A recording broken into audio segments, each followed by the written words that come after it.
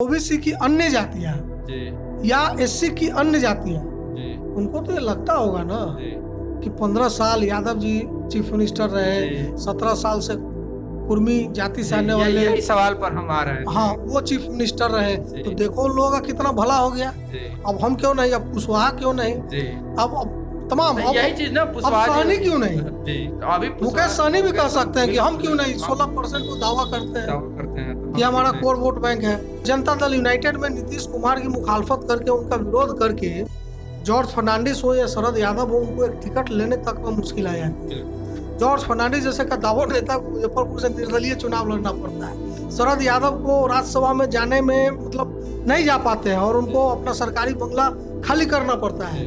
तो उपेंद्र कुशवाहा जी के साथ क्या करते हैं नीतीश कुमार, इसका अंदाजा उपेंद्र कुशवाहा को भी रहा होगा। निश्चित रूप से अधिकतम लाभ लेने के लिए वो भाजपा के साथ जा सकते हैं। अधिकतम लाभ लेने का अर्थ है कि उसमें सीट बंटवारा होगा, 2-3 सीटें जो उनको मिलेंगी, हो सकता है वहाँ जीत की संभावना अधिक रहेगी, बजाय इसके कि वो अलग लड़े और सभी सीटें हार जाए। उपेंद्र कुशवाहा बिहार की राजनीति में इस तरह से सरगर्मी पैदा कर दिए हैं कि जो जहां है वहां व्याकुल हो चुका है। तो इस पे विशेष बातचीत करने के लिए आज हमारे साथ editor in chief Shashi Shekhar sir मौजूद है और हम आपसे इनसे बात करते हैं कि उपेंद्र कुशवाहा की अब अगली रणनीति क्या होगी। तो सर, उपेंद्र कुशवाहा नया पार्टी बना लिए हैं और क्या सोच करके बनाए हैं और क्या उनकी अगली रणनीति होगी? देखिए, उपेंद्र कुशवाहा ने क्यों ये पार्टी बनाई, ये लगभग उन्होंने क्लियर भी कर दिया है। और सबसे बड़ी वजह है कि जिस दिन से नीतीश कुमार ने ये स्टेटमेंट दिया कि 2025 की कमान तेजस्वी संभालेंगे, उसी दिन लगभग ये तय हो गया था कि उपेंद्र कुशवाहा के लिए जदयू में कोई जगह नहीं है। 2-3 मोटा मोटा कारण है। ये दूसरी तीसरी बार वो पार्टी से अलग हुए हैं। 2 पार्टियां भी इन्होंने बनाई, विलय लास्ट टाइम इन्होंने रालोसपा का कर लिया था, तो इस उम्मीद में ही किया होगा कि नीतीश कुमार के बाद ये जदयू के एक स्वाभाविक नेता होंगे, मुखिया होंगे। और ऐसा मानने में कोई बुराई नहीं है उनको। क्यों?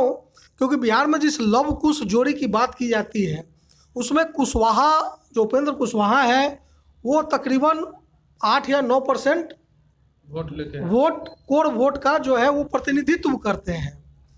वहीं नीतीश कुमार 4 से 5% वोट का करते हैं। तो एक बड़ा नेचुरल सा सवाल किसी के भी मन में आएगा कि जब इतना कोर वोट बैंक मेरा है तो मैं नेता क्यों नहीं।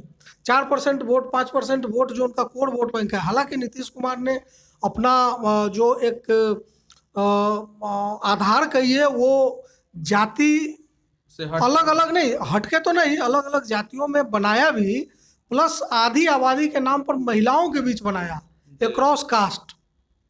लेकिन मूल रूप से जो जाति आधारित राजनीति होती है, जातीय आधारित राजनीति की बात भी छोड़ दीजिए, तो जो जातीय अस्मिता की बात होती है कि मैं इस जाति का नेता हूं, प्रतिनिधित्व करता हूं, तो उस मामले में उपेंद्र कुशवाहा कहीं आगे थे। कहाँ 4% और कहाँ 8%। तो उनका ये मानना कि भाई नीतीश जी के बाद हम होंगे, लेकिन नीतीश जी ने उनका ये सपना पूरा नहीं होने दिया, तोड़ दिया उस एक बयान से। मतलब उनको क्लियर एक संकेत मिल गया कि ऐसा कुछ नहीं है। अब उपेंद्र कुशवाहा, जिनकी हैसियत टिकट बांटने वाले नेता की है, ठीक है, जो केंद्र में राज्य मंत्री रह चुके हैं, जिन्होंने टिकट बांटे हैं 2-2 लोकसभा चुनाव में। ठीक है कि एक लोकसभा चुनाव में 3 सीटें जीती, दूसरे लोकसभा चुनाव में एक भी सीटें नहीं जीती। तो उनको क्या पता नहीं है कि जनता दल यूनाइटेड में नीतीश कुमार की मुखालफत करके, उनका विरोध करके, जॉर्ज फर्नांडिस हो या शरद यादव हो, उनको एक टिकट लेने तक में मुश्किल आ जाती है। जॉर्ज फर्नांडिस जैसे का दावोट नेता को मुजफ्फरपुर से निर्दलीय चुनाव लड़ना पड़ता है। शरद यादव को राज्यसभा में जाने में मतलब नहीं जा पाते हैं और उनको अपना सरकारी बंगला खाली करना पड़ता है। तो उपेंद्र कुशवाहा जी के साथ क्या करते हैं नीतीश कुमार, इसका अंदाजा उपेंद्र कुशवाहा को भी रहा होगा। ऐसे में एक नई पार्टी बनाकर, मतलब कहते हैं ना कि मतलब बड़े शहर का नौकर होने से अच्छा है कि छोटे शहर का मालिक बना जाए। मैं स्वर्ग नरक की बात नहीं कर रहा हूँ। तो अच्छा है कि भाई नौकर क्यों बने, जब हमारा 8% कोर वोट है ही, तो आजमाते हैं। और भाजपा है ही, जैसे 2014 में था, 2024 में भी होगा। 10 मैंने सुबह को बोला, शाम को वापस आ जाएगा। मतलब उपेंद्र कुशवाहा भाजपा में जाएंगे, ये लगभग तय माना जाए क्या? देखिए नहीं, इसलिए ऑप्शन भी नहीं है ना, ऑप्शन आपको लग रहा है? अच्छा आप बताइए, लास्ट विधानसभा चुनाव में चिराग पासवान क्या भाजपा के साथ गए थे? जी नहीं गए थे। क्या उन्होंने विधानसभा चुनाव की बात कर रहा हूँ, 2020 में उन्होंने अलग चुनाव लड़ा था, लेकिन वो किसके लिए लड़े थे? भाजपा के लिए लड़े थे। तो उसका फायदा उनको मिलेगा, मिलना चाहिए। ऐसा मतलब पॉलिटिकल सर्किल में लोग मानते हैं कि भाजपा और चिराग पासवान का एक बड़ा अच्छा संबंध है। तो संबंध बड़ी चीज है राजनीति में। उपेंद्र कुशवाहा भाजपा के साथ जाकर 2024 का चुनाव लड़ते हैं या अकेले लड़ लेते हैं, लड़ेंगे तो वो नीतीश के खिलाफ ही लड़ेंगे, वो महागठबंधन के खिलाफ ही। आप एक वरिष्ठ पत्रकार होने के नाते क्या कहेंगे? मतलब क्या? नहीं, मैं उनको सजेशन थोड़ी ना दूंगा कि आप ये काम करिए, एनालाइज क्या कर सकते हैं? निश्चित रूप से अधिकतम लाभ लेने के लिए वो भाजपा के साथ जा सकते हैं। अधिकतम लाभ लेने का अर्थ है कि उसमें सीट बंटवारा होगा, 2-3 सीटें जो उनको मिलेंगी, हो सकता है वहां जीत की संभावना अधिक रहेगी, बजाय इसके कि वो अलग लड़े और सभी सीटें हार जाए। उससे अच्छा भाजपा के साथ चले जाए, मैक्सिमम चांस वही है और अच्छा भी रहेगा। और इनके पास एक प्लस पॉइंट ये भी है क्या कि 8% वोट लेकर ये भाजपा के साथ जाएंगे तो भाजपा इनको तवज्जो दे कि हाँ चलिए ये इनके। एग्जैक्टली 2014 में भी भाजपा ने इनको तवज्जो इसीलिए दी थी कि जो हमने कहा कि आप लाख कुछ कह ले, एक कोर वोट बैंक का असर तो होता ही है। मैं 8% कह रहा हूँ, वो टोटल कह रहा हूँ, उसमें से कुछ वोट भी 3%, 2%, 4% भी अगर ये ट्रांसफर करा पाते हैं, मोबिलाइज करा पाते हैं, तो ये बहुत बड़ी बात होती है। चुनाव में 2%, 3% वोट से तो पता नहीं क्या क्या खेला हो जाता है। अच्छा, एक चीज आप बताए हैं कि नीतीश कुमार 4% वोट लेकर के 17 साल से मुख्यमंत्री है। ये नहीं, मैं वो नहीं बता रहा हूँ, मैं वो कह रहा हूँ कि उनका कोर वोट ये नीति मतलब वो प्रतिनिधित्व है उनका है। तो उपेंद्र कुशवाहा को भी तो ऐसा लगता होगा कि भाई हम भी 8% लेके आज तक हम नेतृत्व नहीं कर पाए उस तरह। ये पीड़ा मतलब पीड़ा जरूर थी, आप सही कह रहे हैं, इसीलिए वो बार बार आते हैं और जाते हैं। लेकिन ये वो भी समझते होंगे, और अगर नहीं समझते हैं तो समझना चाहिए उपेंद्र कुशवाहा जी को कि नीतीश कुमार अब सिर्फ 4% कुर्मी मतदाताओं के नेता नहीं है, वो बिहार के नेता है, 17 साल से मुख्यमंत्री है। और आपको 2005 में जब वो पहली बार चीफ मिनिस्टर बने तो उनका जो कार्यकाल रहा बहुत शानदार रहा, और वो बिहार के नेता के तौर पे उभरे। बाद में उन्होंने शराबबंदी और जो महिलाओं को नौकरी में 35% का आरक्षण, पंचायती राज में 50% का आरक्षण, आपको टीचर्स में, नर्सेज की मैंने बहाली में भरपूर संख्या में क्रॉस कास्ट महिलाओं को, पुलिस में, बिहार पुलिस में इस वक्त पूरे देश के मुकाबले सर्वाधिक महिलाएं हैं परसेंटेज। तो ऐसा करने वाला नेता सिर्फ 4% का लीडर नहीं रह गया। लालू यादव का कोर वोट बैंक 12-13%, 14% अपना यादव आप कह सकते हैं, लेकिन वो सिर्फ उतने के नेता नहीं थे।